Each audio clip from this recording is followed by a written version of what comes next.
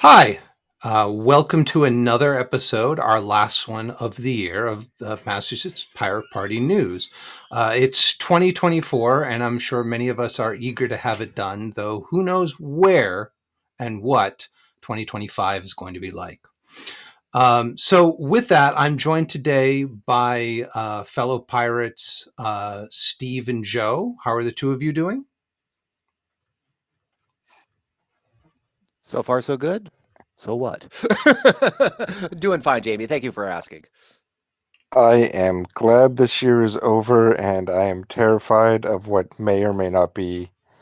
Though I could definitely say my life is a series of silver linings, so, you know, it is what it is. Thanks. So we have a conference coming up January 19th, Sunday, from 10 a.m. to 4 p.m. at the Rooted Armory Café in Somerville, Massachusetts. We'd love folks to come out and see the speakers that we have, be a speaker if that's something you want to do, and otherwise help chart the direction of the Pirate Party into 2025.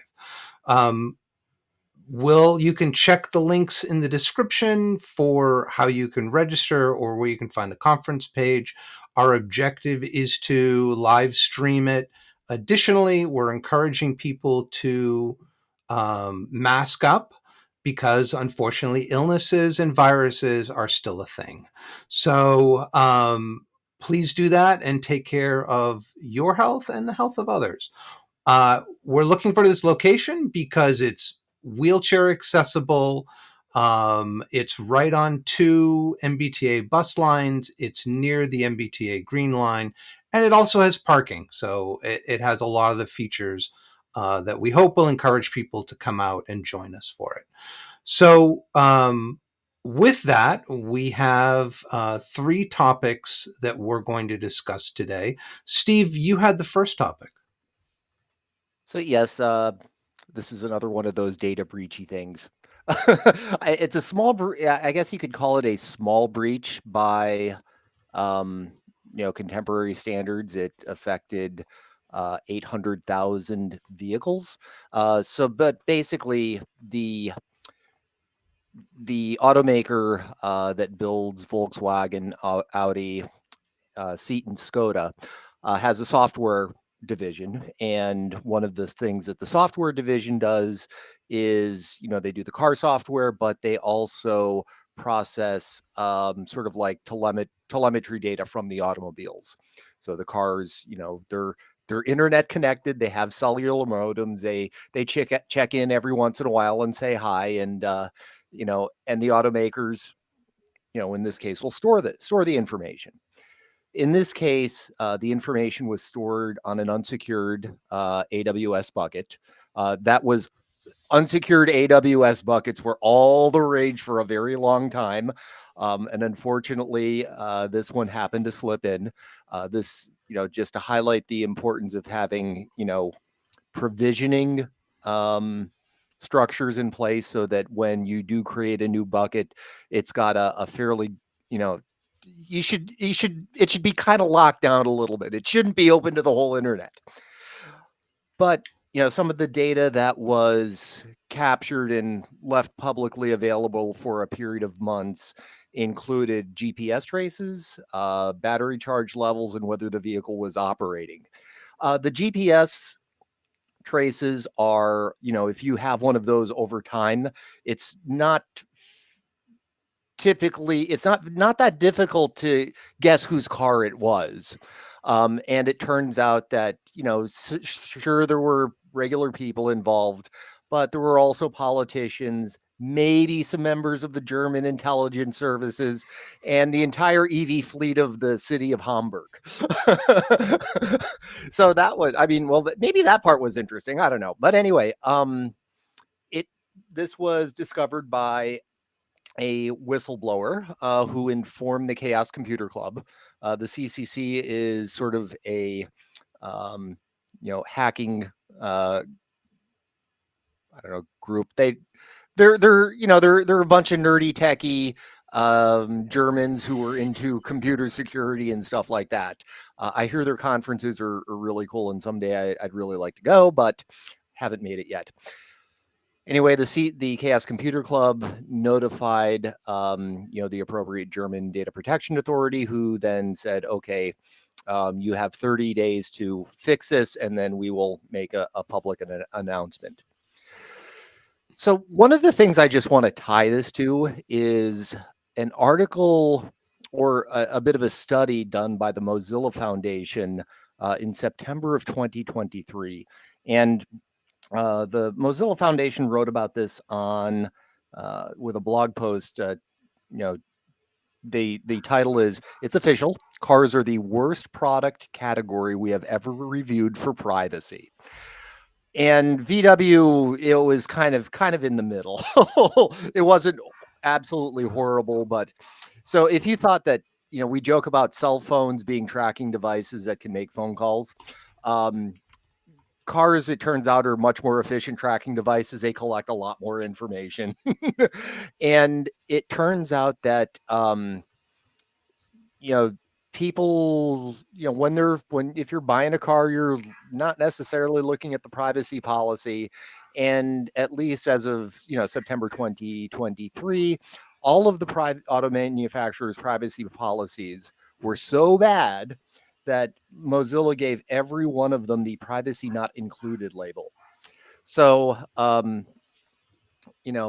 be careful with your cars, gentlemen. So keep that gas guzzler around, I guess, that isn't computer enhanced. I mean, they see me rolling, they collecting. Now I'm still riding around on a $400 bicycle. Yeah. I was going to just one of on a sort of related note. Like, since the auto industry's privacy policies give them permission to collect and do and sell and whatever with the information your vehicle produces, there was an incident sometime in the last year and a half, but basically, in terms of bad privacy policies, well, what was General Motors doing? General Motors was packaging up data and selling it to insurance companies, and insurance companies were starting to use this to, make risk assessments and affect insurance rates.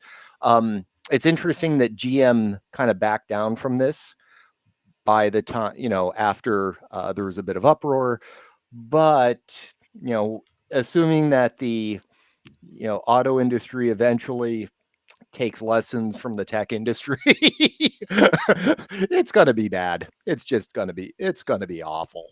It gives a whole new meaning to move fast and break things. Joe, you had some latest news. Yeah, so part of my melancholy introduction has to do with the passing of probably one of the more secretly influential people, and somebody who I actually take a page out of my own political leanings towards, which would be Mr. Carter. He lived to be 100, which is impressive. And during his reign as the 39th president, he was absolutely hated. But looking back, there are a couple things that he did during his presidency, which was putting forth education first, which is and creating like the actual organization of education, and like a lot of like things that went really underrated at the time, but have paid dividends throughout the years. But probably what made him so impressive was that even after he was no longer president, the amount of humanitarian work that he did, the amount of wars that he worked on stopping, the amount of things that he did, and just the raw character of the person who he was just he was just a very good leader and a good human being. And you know, it's and it's just been downhill in terms of presidencies since him. And he was hated during the time they voted in Reagan, and um, it's just one of those things where we'll definitely link in a link to his whole life, to his Wikipedia page. But one of the things I really do want to invite everyone to read who he was, what he did, especially in the aftermath after his presidency, and realize what it is to try and come in to serve and encourage other people to come in and try and run for office and things of that nature. Because the work that needs to be done is good, and this is one of the people that did it, and now he's gone. So it's now on our shoulders. So, gentlemen. Thank you, Joe. I mean, he had to clean up after Nixon. Ford pardoned Nixon for. That's the start of this. That's the start of it, man. The pardon of Nixon. There was no going after Nixon and saying you don't do this again. So then we had there was Iran Contra and all the other stuff. Yeah, and the energy recession, and it was a recession, and it was tougher times, and things were going downhill, and there was a lot of problems during his time in presidency, and a lot of conflicts, a lot of wars. But I think mainly it was a similar situation which we find ourselves in right now, where it was an energy crisis, everybody was on the brink of war, and it was a tough presidency, and sometimes even in a tough presidency or a tough situation, you just do your best. And I think he did. I think he was a good person who did what he could with a bad situation. And we all should take that to heart, Appreciate that remembrance of President Carter, Joe. Thank you. So the last topic. So it's a little old at this point, but it seems very, very relevant. Back in December 9th, or thereabouts, the Justice Department released their investigation of the Worcester Police Department, finding quote unquote outrageous government conduct,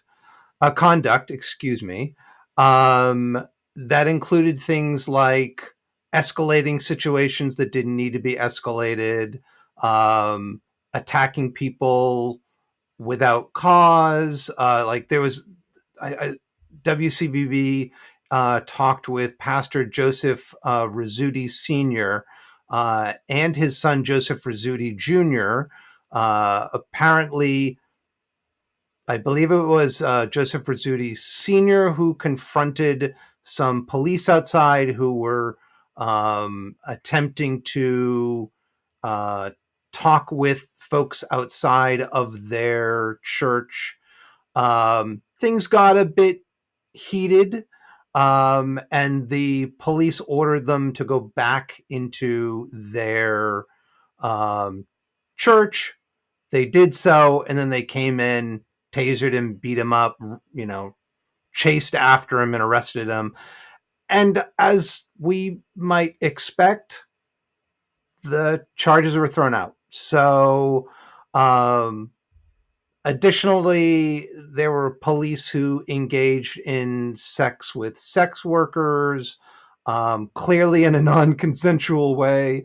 We'll link to this stuff below, but it's pretty horrible that in Massachusetts we would see such awful police and a police department that can't police its own. But unfortunately, that does seem to be in general the case with a lot of police departments. That's this one. The harmful effects of WPD's use of force practices fell most heavily on Worcester's Hispanic and Black communities. WPD use force in general and unreasonable force in particular against Hispanic and Black individuals disproportionately compared to their combined 37% share of the population. So do better, Worcester PD. Do better.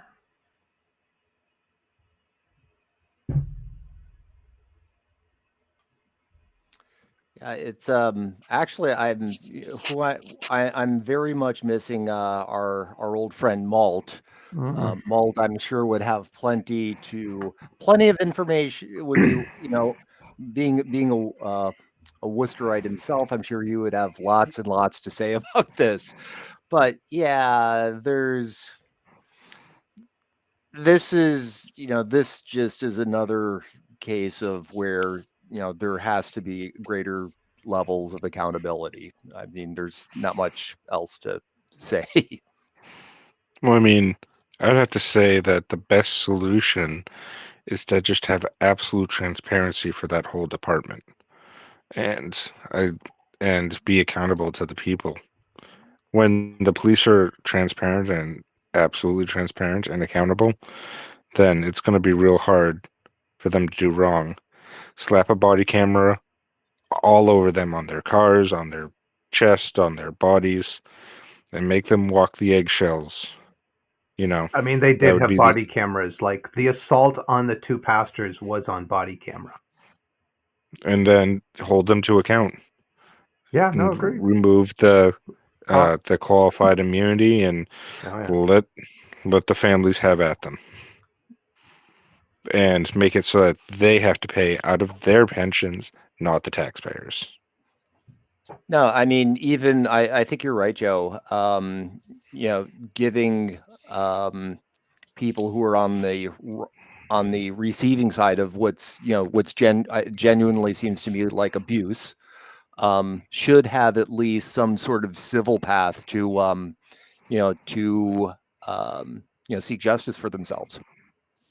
Yeah, I mean, to take it up in the civil court where they can seek damages, have a tort and seek damages, and 100% give the families a right to at least bring it to a civil level.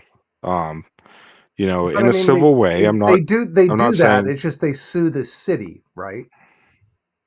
Well, when you do a lawsuit, you just put everybody that you can on a lawsuit, and then the judge goes, nope, nope, nope, nope, nope.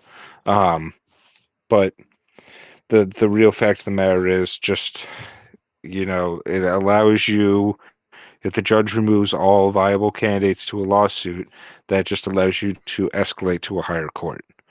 And eventually said suits can hit a court where they'll be like, no, these people should actually be accountable. That's how that whole thing works. And it can be a slow and laborious process, but eventually they'll get their spanking, you know. Well, unfortunately, So the Supreme Court is the one that created the qualified immunity for cops. There's nothing in the Constitution about that. But, we it have a should be legislative removed. Supreme Court, so there you go. Just like the the trampling of the Fourth Amendment that keeps happening. Civil asset forfeiture sucks. Should be eliminated.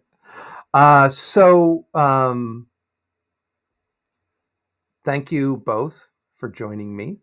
And just as a reminder, January 19th will be our winter conference.